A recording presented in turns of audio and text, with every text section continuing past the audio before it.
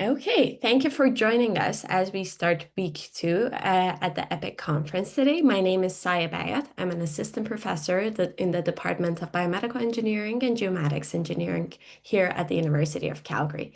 And I'll be chairing this fifth session of the EPIC conference on mobility and transportation.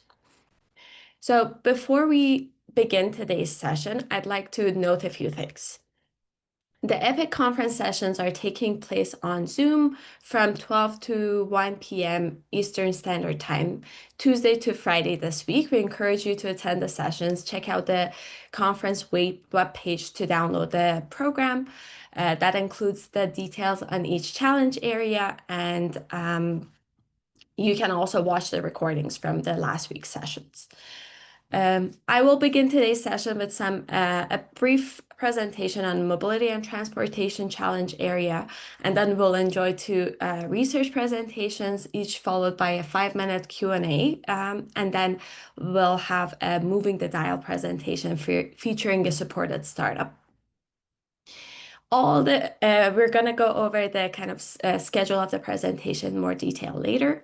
All the attendees are encouraged to use the Q&A box to ask questions, leave comments, and upvote questions that they're interested in. We also welcome you to use the chat if you like that. This is an opportunity for you, our conference attendees, to contribute to overall conversations that we have in this larger discourse and address potential research and real-world impact. The sessions being recorded will be available for playback, and links to the playback will be posted on the EPIC conference webpage in the HWell YouTube channel. If you want, you can enable the closed captioning for Zoom on the Zoom toolbar. So without further ado, let's begin. For participants today who are new to HWell, I'd like to start with a quick reminder of what grounds all of the work of HWell.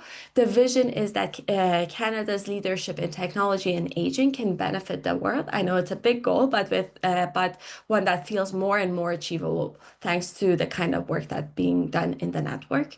The mission is all about building a strong, connected community, bringing together researchers, older adults, caregivers, industry partners, and future leaders to develop technology-based solutions that actually improve lives. So it's not about innovation for the sake of it, it's about impact and solutions that make real-world difference. To give you a sense of the scope and reach of HWell, here's what the network looks like by numbers. HWell is a community of over 300 researchers working across 50 different universities and research centers, supported by more than 1,400 trainees. What really sets HWell apart, I think, is the deep engagement they have with older adults and caregiver, with over 5,000 people directly involved in different ways in the work that they do. They also collaborate with a lot of partners in industry, academia, nonprofit, and international collaboration. Together, this network has launched a lot of solutions, from technologies to self-service to policy, and supported more than 70 startups that are moving ideas to real world. Now that we've set up the stage, I'm excited to share that what we have lined up for today's session. We'll begin with my brief overview of the challenge area. Then we'll hear from Erica Dove and Cotnam about a creative and home-based solution to mobility, a moving tracking video game for people living with dementia and their caregivers. And then next, we'll hear from Benjamin Cornish and Ron Baleno, who will take us through an advanced multi-sensor approach to daily mobility and transportation.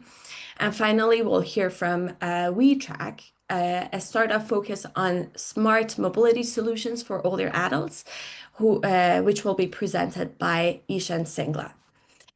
And each presentation will be followed by a short Q&A, and we'll wrap up the session with a general discussion together. So let's take a look at this challenge area. We know that mobility is one of the most fundamental aspects of aging well. It shapes our ability to access care, stay connected, and remain independent. So in this challenge area, we're really exploring how technology can support older adults as they navigate in their own environments, whether it's driving, walking, using public transport, or relying on assistive technologies. Now that we've set up the stage, with the Age-Well's broader mission and vision and the goals of mobility and transportation challenge area, I'd like to briefly share how we approach this in my lab, this challenge area.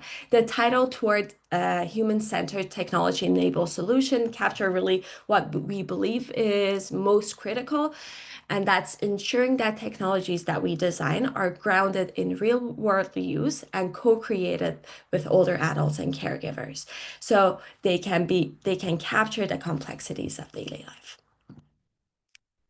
When we talk about supporting mobility in older adults, it's important to remember that mobility isn't just about movement, it's shaped by a mixture of interacting factors, and we have to consider them all if we want to design solutions that really work.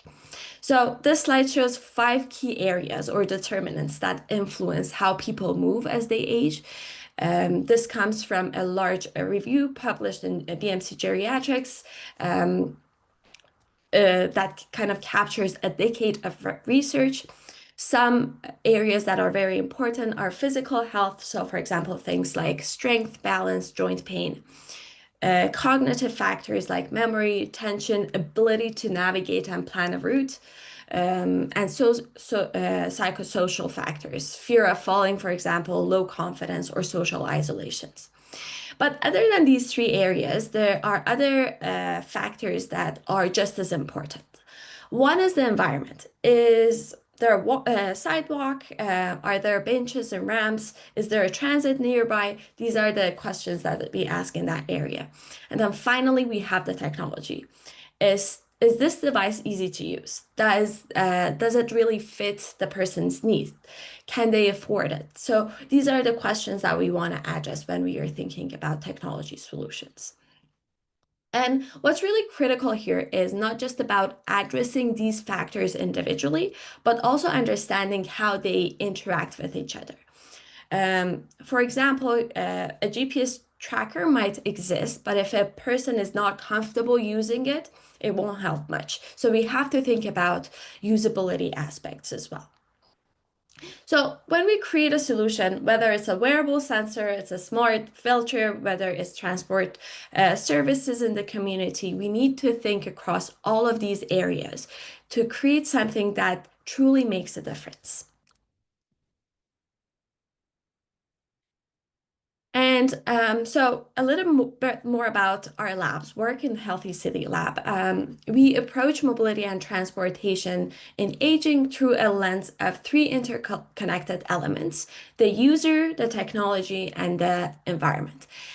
So we believe mobility solutions should be grounded in real-world experiences of older adults, not just in lab settings or isolated designs.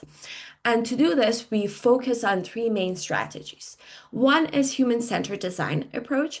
We co-develop the technologies with older adults, caregivers, clinicians to make sure they're meaningful, they're usable, and they make impact.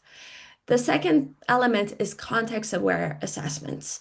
We use GPS, wearable, and vehicle sensors to capture daily mobility in real life settings outside control settings to give it a bit more environmental meaning. And then the third factor is AI-driven tool. We use machine learning to build systems that can adapt easily to individuals' needs, and then they can flag early signs of risks, so they can be more personalized and more granular. Much of our work focused on driving and walking, the most common forms of mobility in later life. We also study life-space mobility, which is to understand not just how people move, but where they go, how they go, and with what level of independence. And the goal is to support early detection of mobility decline and interventions that are personalized, practical, and promote independence. So if you're interested to learn more about our work, you can scan this QR code um, to go to our lab website. With that, I would like to pass it to our first presenters, Erica Duff and Karen Cotnam. So, Karen, before she retired in 2020, worked for 2 decades as the supervisor at a high support adult day program for seniors. Day program attendees lived with experience with dementia, mobility impairments, and other conditions related to aging. Through Karen's experience as a Montessori specialist for dementia, she implemented techniques and technologies with seniors in the day program, such as touchscreen tablets, music programs, and Xbox Connect. Erica Dove is a PhD student in rehabilitation sciences at the University of Toronto and the Dementia Aging Technology Engagement Data Lab. Erica has over 10 years of experience working alongside people with dementia, staff, and family caregivers on technology-based research projects.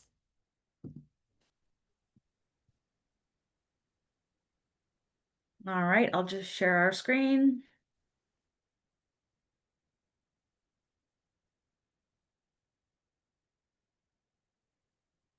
Thumbs up if you can see the screen. Oh, everyone's gone. Okay, so I'll just assume you can see the screen. All right. So welcome everyone. We have just a few minutes to talk, but I'm really looking forward to this. So, America. I'm Karen. And so you can meet us. Let me just make us smaller. So essentially, Karen and I have worked together for 10 years, or about 10 years now, Yeah. on different research projects. And we wanted to talk today about one stream of research and how it led to my PhD study and what we're doing today. So as you already heard our bio, so I won't go over that. But I wanted to give us a little bit of time to talk about how we met. So first, actually, I'm going to give the floor to Karen to talk about kind of how she got involved in technology for supporting older adults and people living with dementia. Right. So we started, what Erica said, quite a few years ago, and my daughter was involved in purchasing tablets for people that were friends of hers, and we ran into MTC, which is a company that provided the tablets for us. Um, they gave us a great deal on the tablets, and we started collecting them. And we had a gentleman named Paul who was a great technician, and he loaded all the games onto our tablets.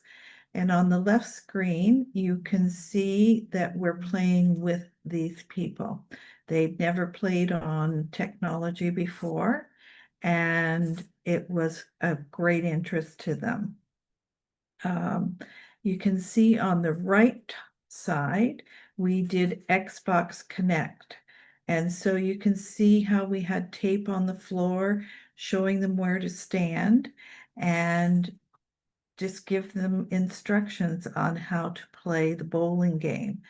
This bowling game was exciting to a lot of the seniors. And that's kind of when Erica came in, right? Yeah, about that. Yeah, I was so young. Um, so we'll start off actually just going back back to a few years. So with the Xbox Connect, which is a type of exercise video game or a video game you play by moving. So, like Karen said, she was implementing this in the day programs.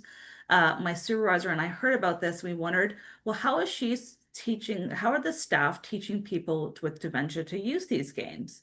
So, I went to her day program for 20 weeks and sat there and observed the games and realized a couple things. So, essentially, there's a really important aspect of a trained trainer. So, the trainer does things like Montessori techniques, really. So verbal instructions, gesture demonstrations, hand over hand guidance. And with this type of training, people with dementia can learn to play these games over time. So they go from learning to more mastery. And then, of course, as you can see in the picture on the right, they play independently together, where one person has a turn, but the rest of the group cheers, they watch, they chat, and they kind of support them. So that's what we saw about how people with dementia learn to use exercise video games. And then we started to wonder, well, if they can learn, how do we prove that they get better over time? So we had a second study where I ran the sessions, not as well as Karen and her staff, but I tried in the day programs for 10 weeks, twice a week. We video recorded the sessions and then analyzed them using behavioral analysis software to look at things like the number of times we had to give instructions, how many percentage of turns completed independently, and then turn duration in terms of seconds. And we saw that these variables significantly improved over time. By the midpoints, initial was week 1, midpoint was week 5, and final was week 10. And so they got better over time despite how severe their cognitive impairment was.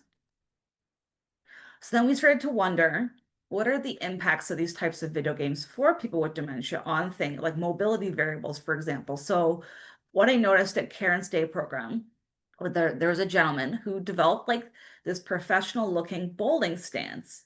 And he had like his feet just one in front of the other instead of side by side, and he would kneel down and throw the ball just like a professional bowler. So we started to wonder, okay, well, does this improve their balance? So this led to my master's work, where I looked at cognition and balance after a 10-week intervention, also looking at movement confidence, which is how confidently or well a person moves. And so before and after the intervention, we did the assessments and then captured the video recordings to look at movement over time. And what we found was that there was kind of a mixed bag of results. So some people didn't improve over time, some people did improve over time, and some people stayed the same. But what we showed overall was maintenance. So, which is good for older people and people living with dementia, because there's a lot of stigma about people with dementia just getting worse and things like that. And they actually were able to either maintain or improve their function. And then going to my PhD, we started to wonder, okay, well, if we want to make these games more accessible for people with dementia, because one thing we found was that at Karen's Day program, they were playing bowling, bit of darts, but a lot of the other games weren't very accessible. So we kind of wondered, well, what makes these games accessible or inaccessible for this population? So for my PhD, I went and got a bunch of different game systems that exist. So more Xbox games on the Kinect Sports, the Nintendo Switch, which is a controller-based game based on the Nintendo Wii that was out in 2006. And I video recorded people while they played the games, and also did interviews, took field notes, and captured what they liked and didn't like about the games. And essentially, what I found was, so this is the number of turns that people played. So there were a total of 337 possible turns. 16% of those turns were declined because of a few things. So one was challenges people experienced with the games, and then also the social influence of, well, I don't want to play because the person before me really struggled with that game, and I don't want to look foolish in a group, so I'm not going to play that. So the social influence. There was also this diagram I have on the right about what Dr. Bayet was talking about earlier about the different intersecting elements. There was cognitive elements, sensory, motor, and physical. So for example, with cognitive, did the games offer feedback? Did they offer hints if you made an error? Sensory was, did they have a lot of sounds going off at once where you couldn't determine what sound was actually cueing you in terms of what the game wanted you to do?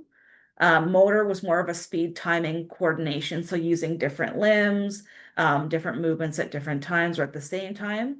And then physical requirements was, for example, in Karen's day program, she had the bright idea. She has lots of bright ideas.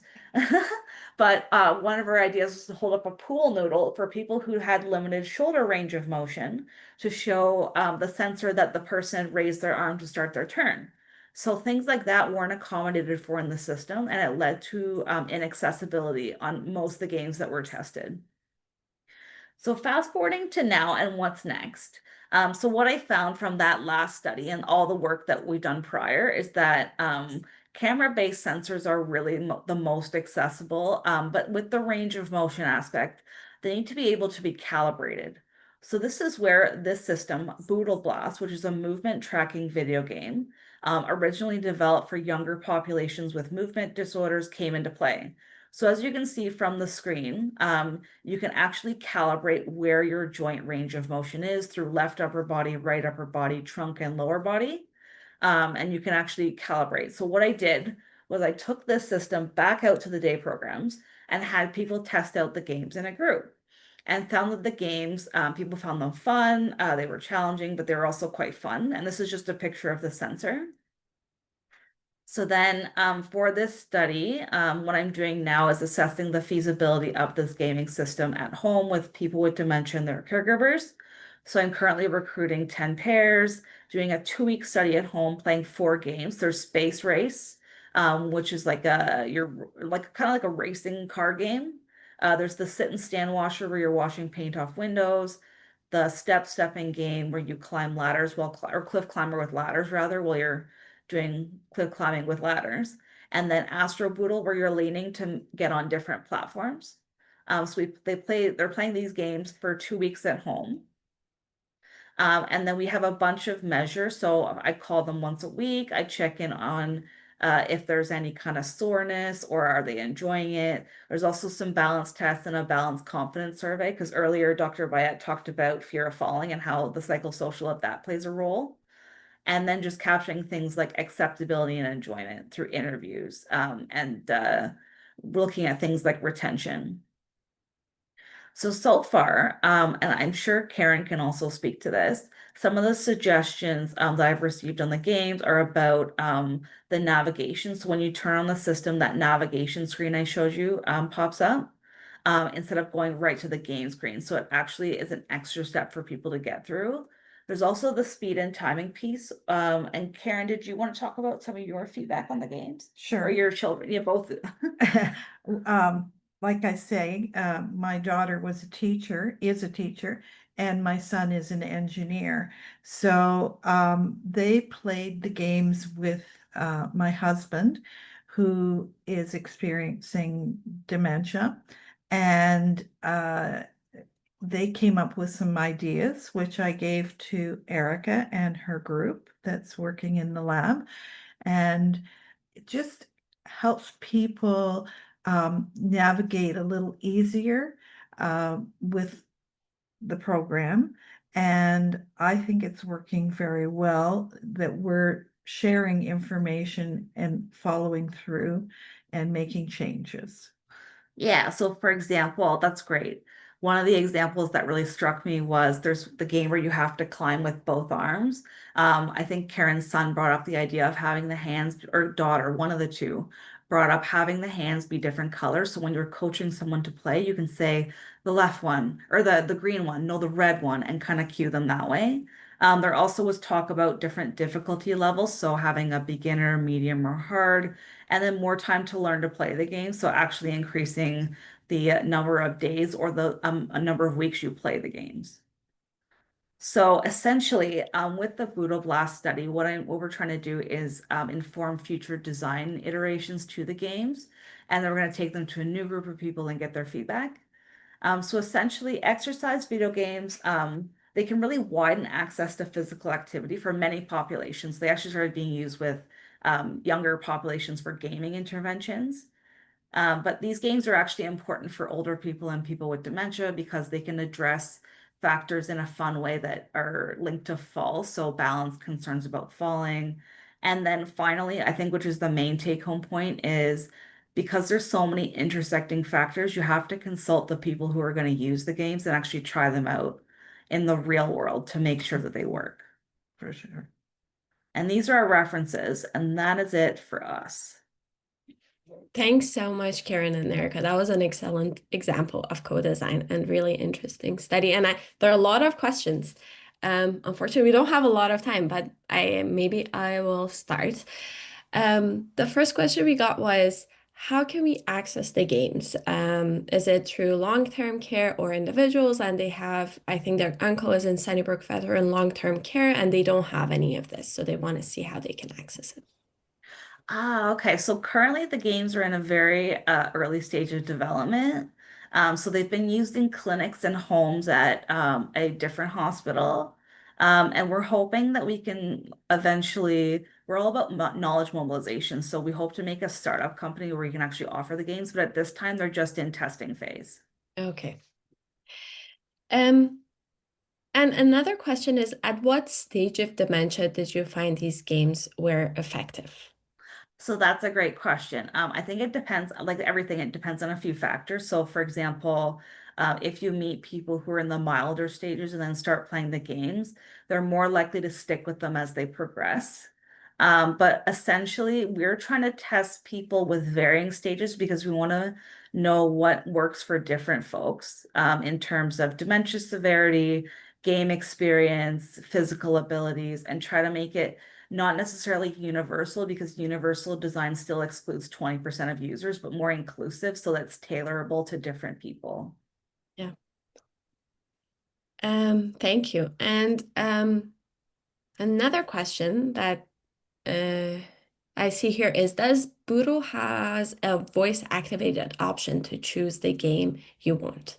No, but that actually came up in some of the testing was that if someone, so the thing about Bootle Blast right now is that you have to go through a few steps to turn it on. So you have to turn on the system, connect the HDMI, switch over the input. So what I've done is made instruction manuals for people based on their own TV remote and actually customizing it. But we were talking about how voice activation would actually be a lot easier to just say, hey, launch Space Race, and then it would just launch the game instead of going through all those steps. So that's definitely something for the design team.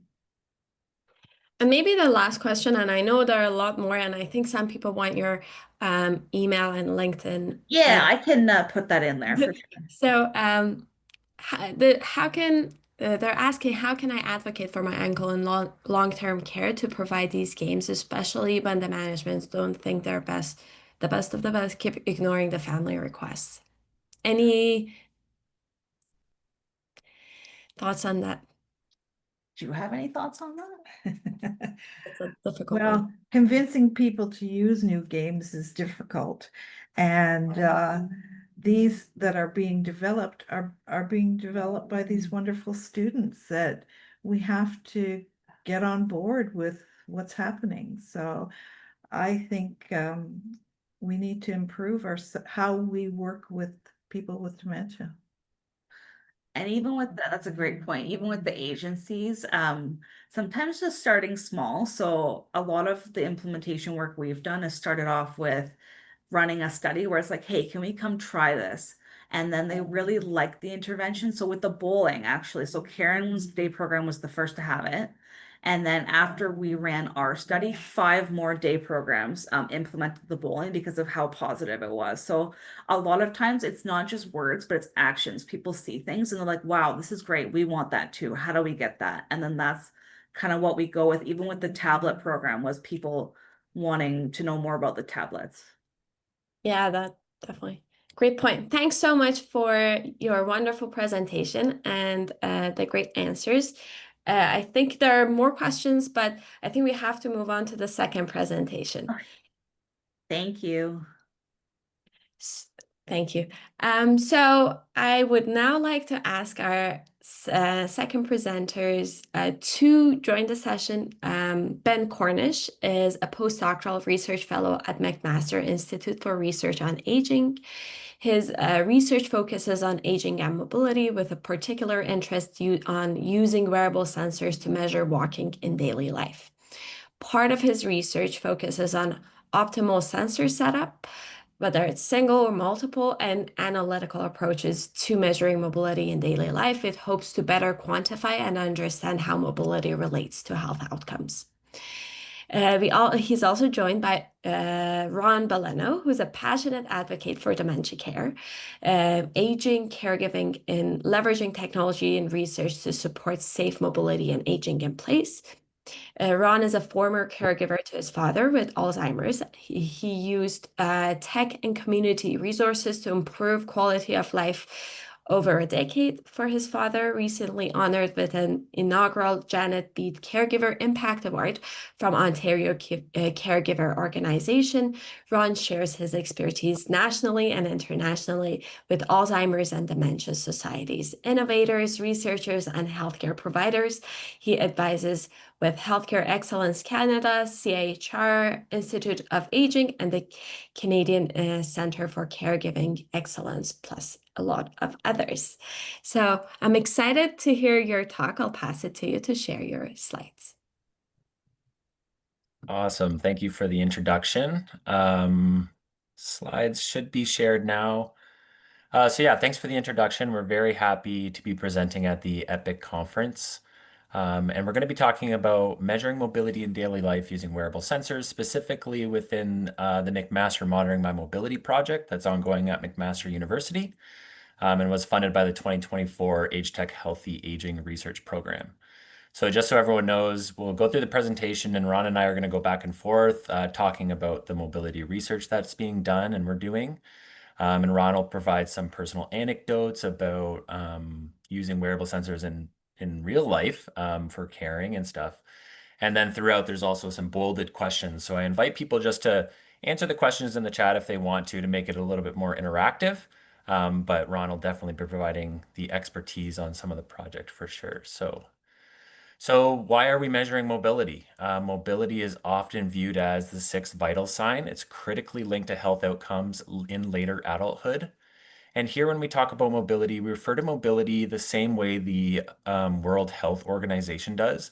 And that is mobility is movement in all forms, whether it's powered by the body or a vehicle. Everything is considered mobility. It can be in your home or through the community. And that's how we're referring to it in our research.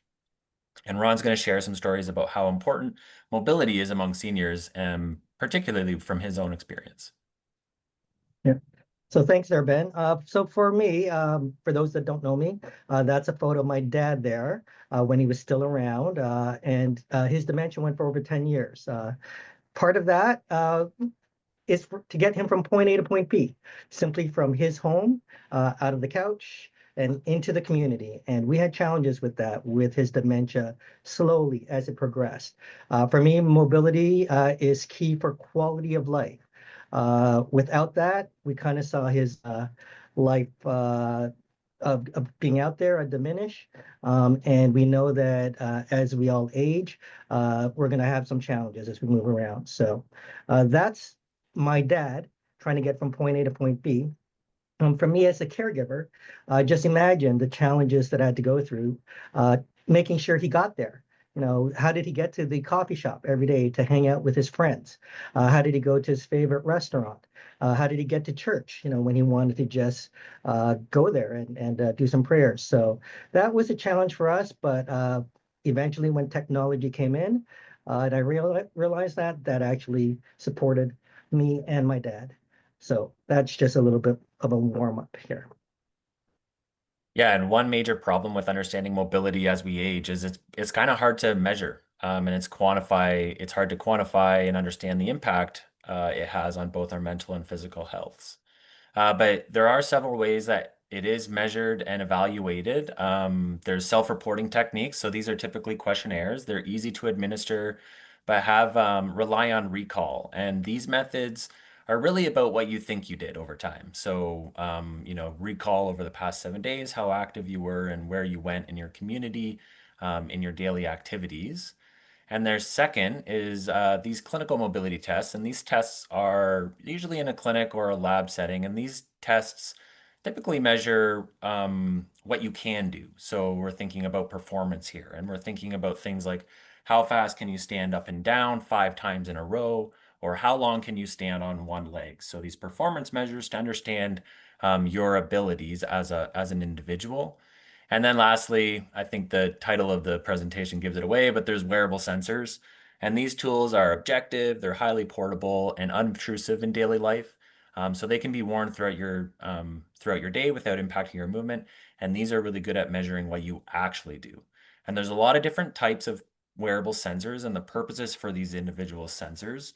Ron's going to share his unique experience with wearable sensors that he used in his daily life. But at the same time, feel free to share in the chat your own experiences with any of the wearable sensors that you might see here, or any that you have and why you use them. So yeah. So yes, prior to the wearable sensors, one of the things that I had to do was just remember how many times did my mom call me to kind of say, hey, your dad's not home yet, or he's running late. My mom was my data point. She would give me the data. But again, a lot of caregivers, a lot of families don't pay attention to that, or they don't see that creeping up. It was until we got a GPS device, you could see right there the green one on the keychain. That was the first one we implemented after my dad was found with the help of police.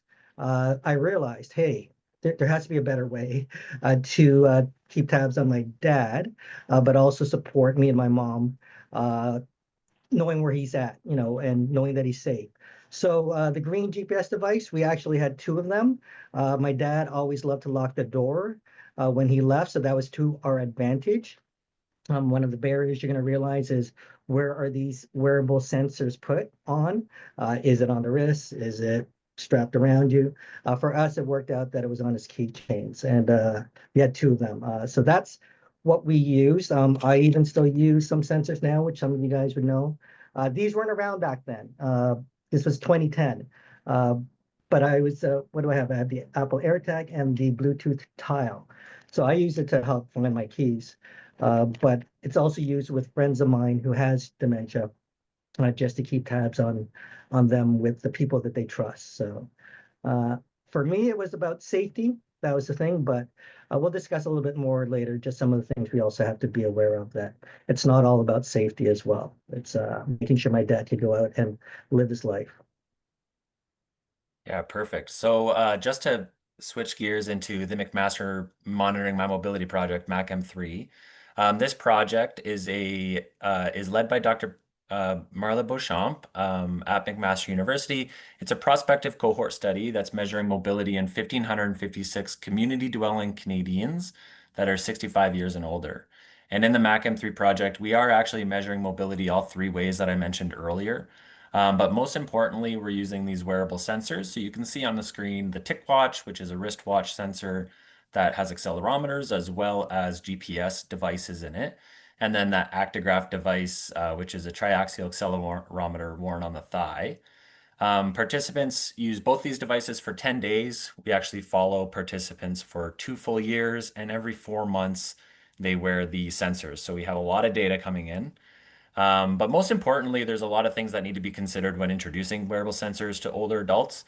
Ron has some thoughtful points to share when he decided, and the things that came up when he was deciding which sensors and which sensors to use for his purposes, and from his perspective. Yeah. So a big one that a lot of people forget, especially the caregivers, the care partners, is the right of the person, okay, that you're putting it on, privacy, okay. So I actually had that conversation with dad and my mom. Say, hey, dad, we need to make sure you're safe. You've been lost a few times. Are you okay that we're putting this on you? We were fortunate we were able to have this conversation very early on. There are families that sneak it on the loved one or the person that they're caring for. And it's one where it's a tricky conversation to have. I always tell the story of a family, caregiving family that approached me about this and said, hey, we snuck a device on dad. And then we found out he was going to his mistress. Okay. And should they have been doing that, watching him that way? They didn't realize that that's what it would be. So anyways, that's a unique story there. But yeah, so privacy is a big one. It's not all about safety. Sometimes the person has the right to live with risk. So it is one where it's up to them. If they have that ability to have that conversation, we have to kind of be careful of that. So it is one there, Ben, for us, it was primarily safety, but also it was also to help me collect some data along the way. We started seeing patterns that, hey, dad's slowing down this week. Somehow he's taking long from point A to point B.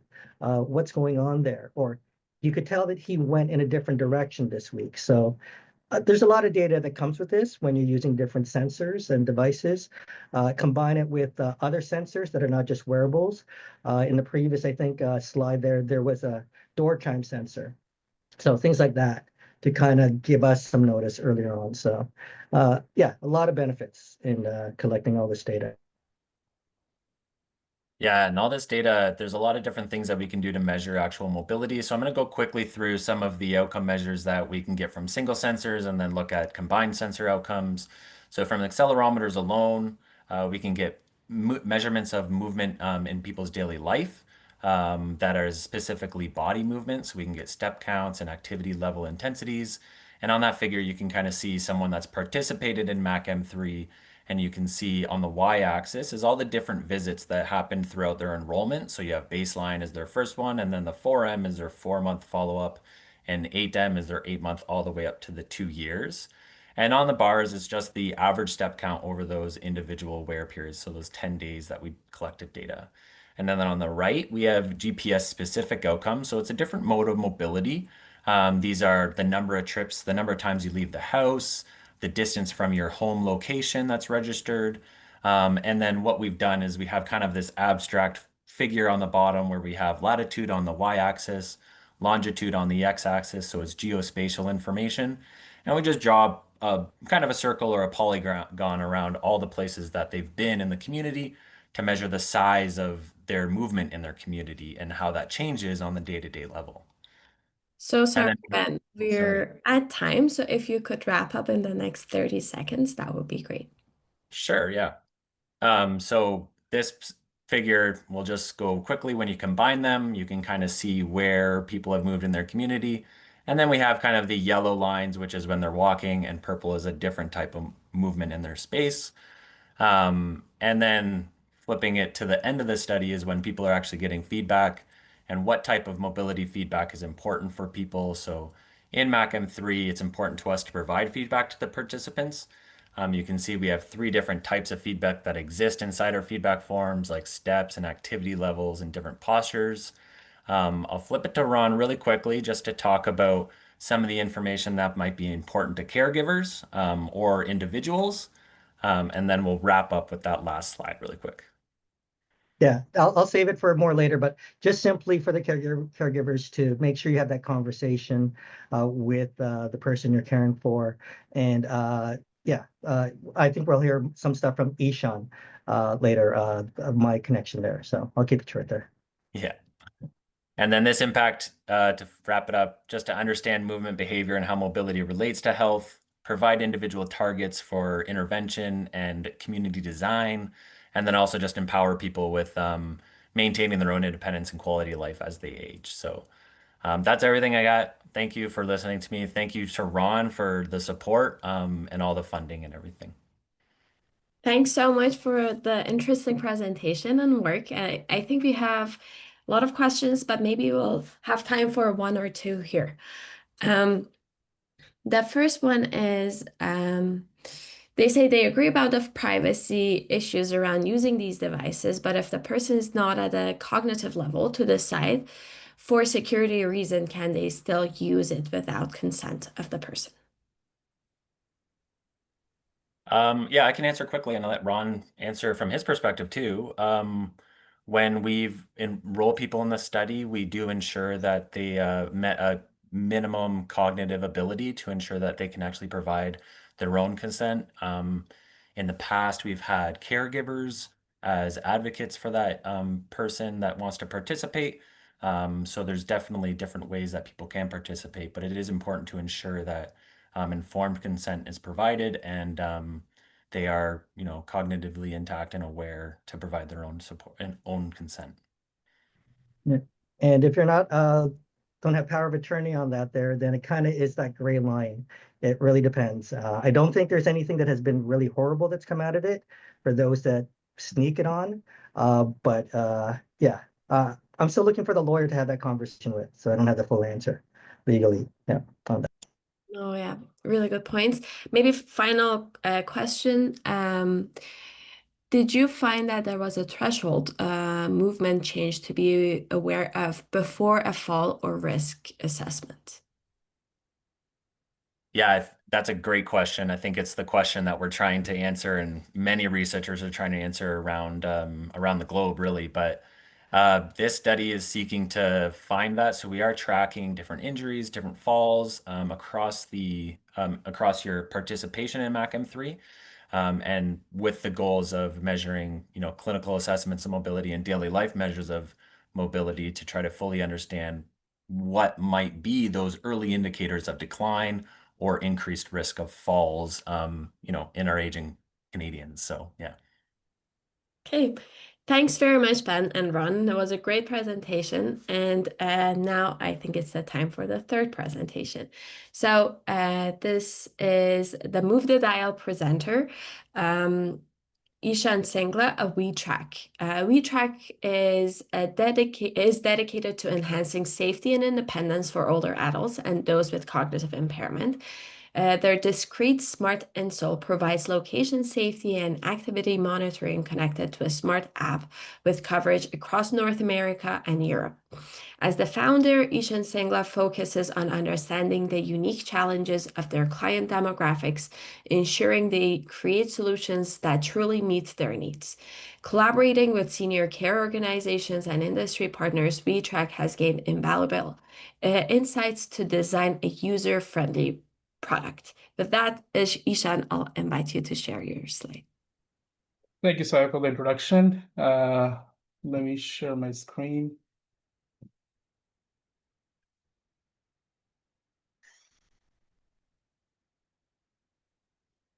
Okay, can everyone see the screen? Okay, I assume yes. Okay, all right. Hi, everyone. I'm Ishan Singla, founder of WeTrack. Really excited to be here today and share the journey that we have been on. And a big thanks to HWell for giving us the space to talk about the work that we're doing. At WeTrack, we build real-time location safety devices that quietly monitor the mobility behavior and turn it into meaningful predictive insights. But beyond the tech, our goal has always been simple: promote autonomy, independence, and a culture of safety. Now, our story didn't really start with a business plan. It started with a moment of panic. Someone close to me, they wandered out of the house, and for hours, we didn't know where they were. That helpless feeling, it really stuck with me and made me realize that most of the safety tech out there, it just doesn't work for the people who need it the most. Wearables play a critical role in promoting mobility, safety, and independence among older adults, but only when they're designed with empathy. Many wearable devices, they actually fail older adults by focusing on tracking alone rather than uh, truly supporting mobility, often being uncomfortable, stigmatizing, or requiring a daily maintenance, which just doesn't fit into their routines. They don't need one size fits all tech. They need something that fits into their lifestyle without stigma or friction. There was a study in JMIR Mobile Health in 2022.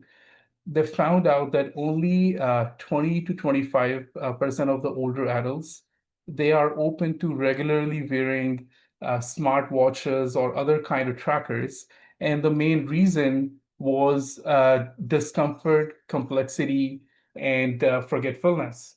And then there was another study that showed around the same time that showed that only 10 to 15% of the people with moderate cognitive impairment, they want to wear smart watches consistently, and in fact 50% of those, they actually removed the devices within hours.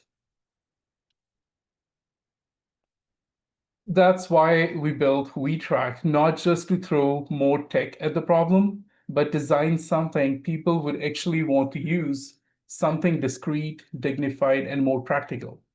We realized that the real innovation isn't about adding more tech, but it's about making the tech disappear seamlessly into people's lives. Tech that works quietly in the background, gathering insights, and only stepping in when it truly matters. So we designed our flagship product, Smart Insoles. They are discreet, sit inside your everyday daily footwear, monitor whereabouts using GPS and Bluetooth.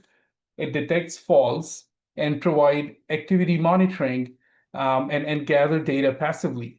No flashing lights, no charging every night, and no visible sign that someone is wearing a device. They are designed to support and enhance mobility for older adults, not restricted, by seamlessly monitoring walking patterns and movement trends. The insoles act as a discrete safety net that empowers users to stay active and independent, giving both the older adults and their caregivers peace of mind without compromising freedom. Now, while everyone's focused on artificial intelligence and analytics with safety devices, we often overlook the foundation, which is reliable and real world data from devices people actually want to use. Without consistent data collection, even the smartest AI, it cannot deliver meaningful safety outcomes. That means we need data that's continuous and context rich. Now, based on our research, there were two major pain points that really impact the usability among older adults. Number one was the form factor, where it becomes a matter of dignity. Like no one wants to broadcast that they are being monitored as it's perceived as a sign of aging. And then the second factor is that most of these devices, they need to be frequently charged, which to be honest is a pain point for all of us, not just for older adults. So here's what we did. To tackle the first challenge of the form factor, we designed a device that blends seamlessly into the daily life, the smart insoles. Now, when it comes to charging, we first thing that we did was we designed wireless charging. Now, a lot of devices, they require to be plugged in, and we cannot expect from older adults, and especially somebody with dementia, to remember to plug in these devices every day. With our insoles, you don't have to take them out of the shoe for wireless charging. Simply place the shoe on the charging mat, similar to a doormat. And then we took this concept of charging a step further and spent a fair bit of time to incorporate energy harvesting using ambient radio signals, such as cellular, for trickle charging. Based on some of the product validation data that we received, we realized that even with wireless charging, it's still a task, and there is a possibility that someone will forget to charge the insoles. So using this backup energy harvesting mechanism with a dedicated wall-mounted transmitter, it provides trickle charging, which further helps accomplish the goal to ensure continuous uninterrupted monitoring. We are currently in the product validation phase through a project with the National Research Council Aging in Place program. And we have an amazing research team. We're working with Dr. Thomas from Montreal, Dr. Rosalie, and Dr. Amy from UFT. And for data validation and usability insights, we are also collaborating with Dr. Liliu and Dr. Christine from Waterloo, and Dr. Antonio from University of Alberta. And this, along with our mentor, Ron Bellano, an award-winning dementia care advocate, who is also part of a team, and recently received the Janet Bead Impact Award from Ontario Caregiver Organization. Now, after years of product design, feedback loops, and validation, we came to the terms with a big realization that there is no such thing as a perfect product, but there is a perfect time to act, and the time is now. So we are officially in the sales and partnership mode. We are working with home healthcare agencies and distribution partners in this personal safety space. So yeah, I mean, whether you're an investor, a healthcare provider, or a distributor, we do love to chat about how we can partner to create a world that's safer and more dignified. Thank you. Thanks very much, Ishan. So I'm gonna invite everybody to join and turn on their videos. You feel free to stop sharing so we can see everyone. While we're waiting for everyone to turn on their videos, someone's asking Ishan where they can buy this product and if they can buy it. Yes. So, thank you for asking this. So we are in the final product validation phase right now. We're actually targeting end of summer to make the product available. We are working with home healthcare agencies and other distribution partners to make the product available. Okay, thank you.